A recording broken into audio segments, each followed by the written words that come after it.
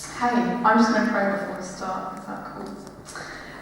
God, we just ask you that you would speak to us tonight, that you would open our eyes, open our hearts to your goodness and your love, and fill my words with your spirit, because they're empty without you. Amen. So at the Beat, the last few months, or since September, we've been looking at journeys, our journeys with God and in life, and how we're all learning different things at different times, and this life journey we're all on. And we've been looking at different people in the Bible to help us with our journeys, and looking at different stories and different people like that. And so tonight I was going to mention a bit about Mary, the mother of Jesus, and her journey with God, and how what we can learn from her. So this is the mother of Jesus. We usually talk about her at Christmas, but it's June. We need to be reminded of her. It's halfway through the year. I love Mary. I thought it was a bit of a cliche when they asked me to talk about Mary. I was like, Mary, she's just the Christmas story one. But I was just read at the beginning of Luke 1 and the bit telling us about Mary's character and stuff. And she was super close to God. Like she was a normal, lowly servant girl. It says she was just chilling, doing the normal stuff, but she knew God. And obviously she was called that she was going to give birth to the Son of God, who was going to save the world, and as a virgin, all this stuff. So she had this massive call from God, and to get a bit of context on that, I was thinking, like, we all hear this story over and over again, but for her to have that happen to her is huge. She would have had to risk her life. And in those days, if you had a child out of wedlock, I think these stories that you get stoned or really, really abused by the public, because it was really looked down upon, and she would have been thrown at her father's doorstep, and her family would have been shamed if she was found pregnant out of wedlock. And she'd just been engaged to Joseph, the love of her life, and she obviously really loved Joseph. She wanted to honour him, and how would she even tell Joseph that she was pregnant? Like, I can't imagine what was going through her head, this is a big deal. What God asked her to do was a big deal. But what's amazing, looking at her life, is how she responded to what God said, how she chose to respond to God when He told her, this is all going to happen to you, you're going to give birth to a child and all this stuff. And just so you believe me, I'm not making this up. It's in Luke 1:46. It's amazing. I think it's amazing. She's, context, she could get killed, she's risking her life. And she responds, it says, Mary responded, "Oh, how my soul praises the Lord, how my spirit rejoices in God." What? She could have risked it. She was risking her life here. She was risking everything, and she chose to respond with praise to God. That's how she chose to respond. I was like, she could have chosen several ways to respond. She could have angrily gone, "What? I'm going to risk my life? What are you saying? Well, this is ridiculous. I've just found my fiancé. What? This is going to wreck everything." That's one way she could have responded, really angry and in fear. Secondly, she could have responded reluctantly and gone, "Okay, God, since you're asking me, you're the God of the universe, probably should do this. This sucks for me, but okay, I'll do it." That's another way she could have responded. But she responded with praise and love, and, "Okay, God, I'm going to trust you. This is scary, but I'm going to trust you." I think that's amazing. For me personally, this time last year, I felt God asking me to stay in Deal and do this internship. And I was not happy. I was like, "No, I don't want to stay here." I didn't respond like Mary, and I felt God was cool to stay here. It took me a little bit longer to respond like Mary did, with praise and thanks and all this stuff. But I did have this choice. I was a bit reluctant. I was like, "Fine, I'll stay." And then eventually I responded like Mary. But it was a choice. I had a choice of how I was going to respond when God asked me to do this. So that's my kind of, not as big deal as Mary's, that's quite, Mary's was a huge deal, the way she chose to respond. Mine wasn't so big as, staying in Deal. But, there's small choices in our lives that matter to God. And we have a choice on how we respond to those small choices as well. For example, washing up. Washing up. When your parents ask you to do the washing up, we have a choice on how we're going to respond. This is one I'm still learning, honouring your parents and washing up and doing housework, and the choices on how we respond to that is hugely important. I mean, I think it's the 5th commandment. God says, honour your mum and dad, and it's the 1st commandment with a promise, and so it matters how we respond to these little things. We could, again, respond angrily like, I'm not your servant, Dad, get off, you get angry, and no way, I have loads of schoolwork, I'm not doing the washing up, what? Or we could, this is the one I kind of fall for a lot, not good, fine, I'll do it, suppose I should, splash the water everywhere, make a big mess, just, I've done it now, are you happy? God is really teaching me how to honour my parents more, because by honouring our parents, we honour God, we always worship to God. Or we could respond with, we could choose to respond with, yes, okay, of course I will, because I love you and God commanded me to, and actually I'm going to dry up as well. That's how much I'm going to honour you and choose to honour you. So yeah, there's little choices in that as well. And again, this whole theme of choices and the choices we have in our lives, and I was thinking about these choices and this whole journey thing, and I think there's 4 main choices we have in our lives.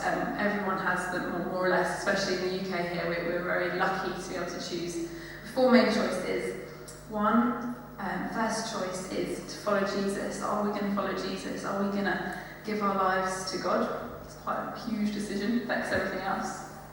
Our second biggest choice is honouring our parents. It's usually skipped over a lot for some reason, but I believe it's one of the biggest choices we can make with our lives is if we're going to honour our parents, because that honours God. What was the other one? Oh yeah, biggest choice. Who are you going to marry? Kind of a big deal. We don't need to talk about one tonight. And the 4th one is parenting. How are you going to disciple your kids? How are you going to discipline them? How are you going to lead them? That's huge as well. So there's these 4 big choices, and they're hugely important to God and our lives. And Jesus recognises this, that we have choices are super important to us. And he teaches a lot about choices in the Bible, because he cares about us and wants to help us. And I've chosen one story that talks about choice. This is in Matthew 22. Again, I'm not making up, Matthew 22, halfway through the chapter. And Jesus is talking in a parable. And a parable is,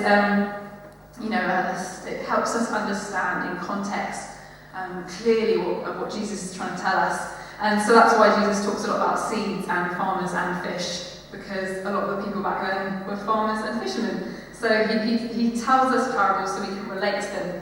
And I like this parable in Matthew 22 because it's about a wedding, and we can still relate to those kind of things because we still have weddings. And I love weddings as well. I love love. I love getting dressed up. I love putting my heels on, and I love eating loads of free food, dancing. Weddings are awesome. So obviously we can relate to this one. I hope you love weddings as much as I do, because they're super fun. So yeah, this one's about a wedding, and Jesus tells the story, and it's about a king making, planning, arranging this wedding for his son. So the king of the country, whatever country it is in the story, and his son's getting married, and it's going to be a massive, huge wedding. He loves his son. He's going to arrange the best feast. Everything's going to be fantastic. And he invites his friends. He calls them all up and invites everyone. He sends his servants out and come to this wedding. But several of them turn him down. They're like, oh, I'm so busy right now. Like the farming, the harvest is about to come in. I can't make it to the wedding. Sorry, way too busy right now. Another one, a businessman. He's like, business is going so well. Meetings every time. I can't come to the wedding. Sorry, see you later. And the king's like, what? You don't realise how amazing this wedding's going to be, and you're too busy with your own life to not make time for this awesome wedding. I'm trying to help you, I'm trying to bless you. So the king gets a bit mad, and then he tells his servants to go to the streets and invite everyone you see, the good and the bad, the poor, everyone. Invite everyone to come. So the servants go out and tell everyone, you're welcome to this wedding, come along, come along, come along. And people are like, oh, awesome, cool. So loads of people turn up at this wedding, which must be really super fun, loads of different people in a massive wedding, that would be fun. And some people come to the wedding, and they're not honouring the king, and they choose not to prepare themselves. They come in scruffy clothes, so the king asks them to leave, basically. And then right at the end, so there's this wedding. Jesus has just told the story, probably 10 times better than I just did. But he says this interesting phrase at the end, which I've always looked at and not quite understood, but I've been looking at it over the last couple of months a bit more. And it says, Jesus says, for many are called, but few are chosen. And I thought that sounds a bit unfair, really, how come only a few are chosen? But I think what he's saying is that few are chosen because few are willing to be chosen. So Jesus says, many are called, but few are chosen because few are willing to be chosen. Like in the story, the king wants everyone to come. God is like the king in the story. He's calling everyone to Jesus, to new life, which is the wedding, the awesome wedding. God's calling everyone, yet only few are chosen to come because few are saying, yeah, I'll come, I'm free. He needs us to respond. Because God is the king calling us. God is like, come and join this wedding, this party, this Christianity, this relationship with me through Jesus. God wants you, he wants us to be part of it. He wants to use you. He wants to use you at school and in your family, and in your town, in this world, and in different countries and the nations, and your workplace. He wants to use you. He's like the king, come, everyone invited. I want to be involved in your life. I want you to be part of what I'm doing. He wants you to choose to work with him. He wants you to come and partner with him. But this requires us to choose. We have to choose. It's a relationship. It requires action from us. And like the guests in the story, they had to choose to come. Some were too busy with their lives, and some didn't make the effort.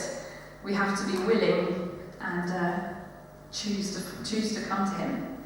And this is the gift of free will. We have free will. He doesn't want robots. God doesn't want a bunch of robots that are made to love him. That's, sometimes people wonder, why is God wanting all this stuff from us? He wants a relationship. He doesn't want robots. Love is a choice. He wants people to choose to be with him, choose to love him. And we have that choice whether we want to be with Jesus. So everyone, many are called. So everyone is called to come. Criminals, teachers, all you guys, your friends at school. God is calling the whole earth and to come to him. He loves everyone equally, and he is so crazy about you. He likes you, he wants you, he loves you, and he likes you. He likes your character, and he enjoys you, and he's made all those little things about you, and he's waiting for people to choose him. He requires us to choose. Yes, it says few are chosen because few respond to the call. He wants us to respond.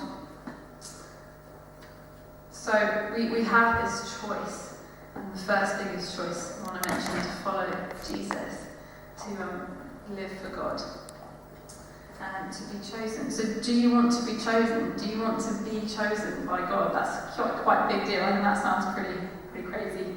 We can be chosen by God to do amazing things for him and to have a relationship with him. Or like in the story, are we too busy to respond to God? Are we too worried about other things to let him into the little details of our lives? He cares about your exams. He cares about the stresses of life. Are we too busy thinking about these things and separating God from them? And like Mary, we have a choice on how to respond in weird situations or hard situations or awesome situations, or I don't know, we have this choice on how we respond every single day, washing up, choose Jesus, worried about a relationship, choose Jesus. Like, we have this choice daily to have God involved in every little bit of our lives.